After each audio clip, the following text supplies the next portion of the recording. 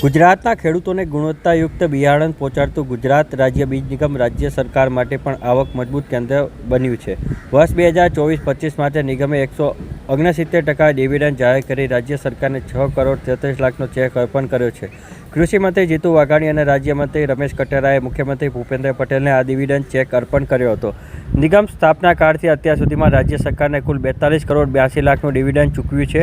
ગુરાબીની brand હેઠળ રાજ્ય અને રાજ્ય બહારના લોકપ્રિય બનેલા બિયારણોનો ઉત્પાદન અને વિતરણમાં પણ નોંધપાત્ર વધારો થયો છે. વર્ષ 2024-25 દરમિયાન નિગમે 3,34,739 ક્વિન્ટલ બિયારણનું ઉત્પાદન અને વિતરણ કર્યું છે. હાલમાં રાજ્યમાં મસાલા પાકોમાં 30%, ધાન્ય પાકોમાં 19%, કઠોળના પાકોમાં 14% અને તેલીબિયા પાકોમાં 10% પ્રમાણિત બિયારણનું ઉત્પાદન અને વિતરણ ગુજરાત રાજ્ય બીજ નિગમ દ્વારા કરવામાં આવી રહ્યું છે.